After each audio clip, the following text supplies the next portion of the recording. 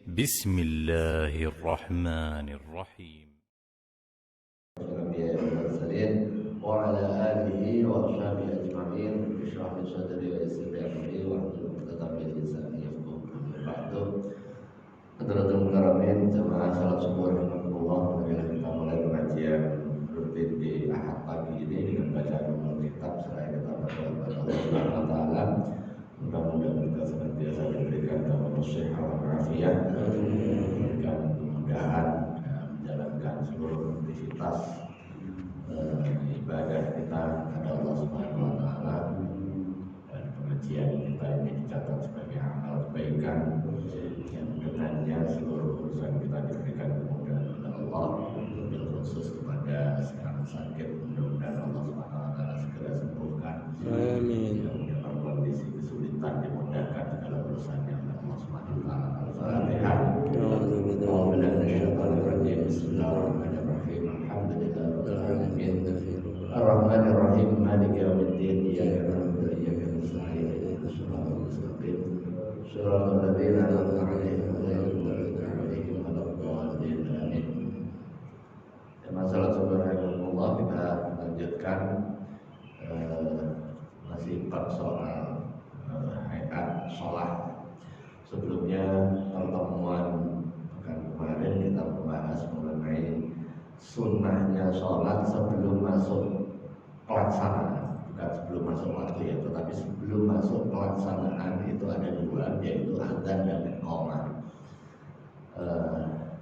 Yang berikutnya sunnahnya setelah masuk. Jadi berarti di dalam aktivitas sholat ada dua sunnah. Sunnah di sini adalah sunnah yang bersifat muakkadah. Yang pertama tasyahud awal. Jadi baca tahiyat awal itu hukumnya sunnah muakkadah. Kemudian yang kedua al-qunutu fi subhi wa fil witri fi nisfil akhir min syahri Ramadan. Baca kunut pada saat sholat subuh dan pada saat sholat witir di separuh terakhir dari bulan Ramadan. Tempatnya di mana? Nah, ini para ulama berbeda pandangan. Kalau baca kunut itu yang kita kenal adalah setelah bangun dari rukuk ya. Tetapi ada juga pandangan di sebagian fuqaha yang menempatkan kunut sebelum rukuk. Jadi ini sebagai pengetahuan biar kita nggak kaget aja kalau nanti misalnya di suatu tempat, di suatu waktu ada orang sholat, setelah itu kunutnya sebelum rukuk. Na'am fi as-sahihaini an Anas radhiyallahu anhu anna Rasulullah sallallahu alaihi wasallam kana yaqnutu qabla raf'i min ar-ruku'.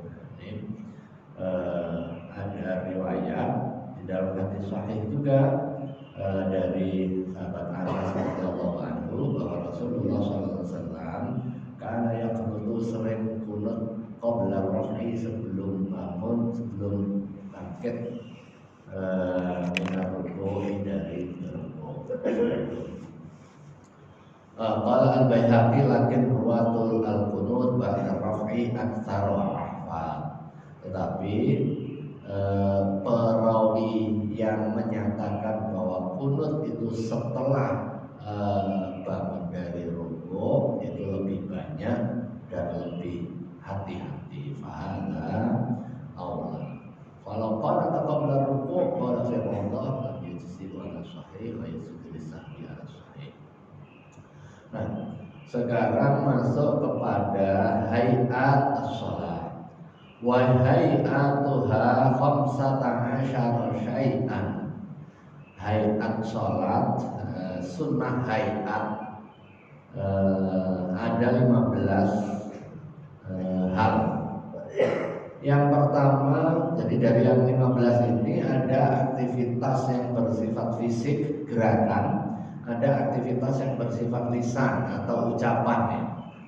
Yang pertama raf'ul yadaini inda takbiratul ihram, mengangkat kedua tangan ketika takbiratul ihram. Takbiratul ihramnya itu sebagai rukun yang tidak sah kalau tidak dibaca, tetapi ngangkat tangan pada saat takbiratul ihram itu hukumnya sunnah. Wa inda ruku'i, dan ngangkat tangan ketika mau ruku. Jadi ada beberapa angkat tangan yang disunahkan, ada yang tidak. Yang pertama ketika ngangkat tangan pas takbiratul ihram. Yang kedua ketika mau ruku. Jadi setelah selesai bacaan baik yang wajib maupun yang sunnah, kemudian mau ruku itu disunahkan angkat tangan. Warraf'i minhu, dan ketika bangkit dari rukunya. Jadi ketika posisi mau i'tidal. Raf'ul yadaini sunnatun dzakarahu asy-syaikh. Mengangkat kedua tangan itu hukumnya sunnah di dalam hal yang disebutkan oleh Syekh, li'annahu shahha dzalika an fi'lihi sallallahu alaihi wasallam. Karena apa? Karena mengangkat kedua tangan itu sahih diriwayatkan dari perbuatan baginda Rasulullah sallallahu alaihi wasallam. Nah, perintahnya shollu kama ra'aitumuni usolli, salatlah kalian sebagaimana kalian melihat saya melaksanakan salat. Wa sawa'un fi dzalika man shalla qa'iman aw qa'idan aw muttaji'an. Sunnahnya mengangkat tangan pada saat salat itu kepada orang yang melaksanakan sholat, baik dengan cara dia berdiri, pada saat dia duduk, artinya ketika tidak mampu berdiri, maupun dalam kondisi dia sholat dengan cara berbaring, tetap disunahkan mengangkat kedua tangan. Wa sawa'un fi dzalika al-fardhu wan naflu, juga sholatnya baik yang fardu maupun yang sunnah. Wa sawa'un fi dzalika ar-rajulu wal mar'atu, baik laki maupun perempuan yang mau sholat tetap disunahkan. Wa sawa'un fi dzalika al-imam wal ma'mum, baik dia dalam posisi sebagai imam maupun sebagai makmum. Sekarang caranya, wa kaifiyatur raf'i, tata cara mengangkat kedua tangan, ayyarfa'ahuma, mengangkat kedua tangannya, bihaitsu yuhadhi atrafa asabi'ihi a'la udunaihi, yang sekira dalam posisi mengangkatnya ujung jarinya berada di atas telinganya, kedua daun telinga. Jadi posisi begini. Wa ibhamahu syahmatai udhunaihi, dan ibhamnya, ibu jarinya berada di sebelah ujung bawahnya kedua telinga. Wa kafahu mankibaihi, dan posisi telapak tangan berada di dalam terbuka dengan bahunya. Wa hadza ma'na qauli Syafi'i wal ashab yarfa'ahuma hadwa mankibaihi. Inilah makna atau penjabaran dari penjelasan Imam Syafi'i atau perkataan Imam Syafi'i dan juga ashab Syafi'i, yarfa'ahuma, mengangkat kedua tangannya, halwa mankibaihi, di dalam posisi samping bahunya.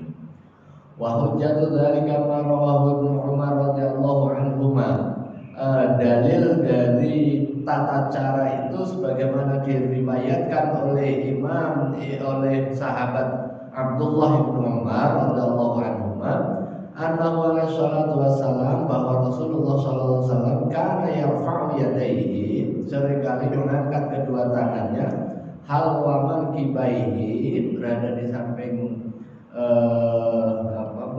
idza ftataha shalah, apabila mau memulai sholat atau membuka sholat. Rawahu Asy-Syaikhan, diriwayatkan oleh Imam Bukhari dan juga Imam Muslim. Wa kadza yustahabbu raf'u yadayhi idza qama min at-tasyahhudil awwal.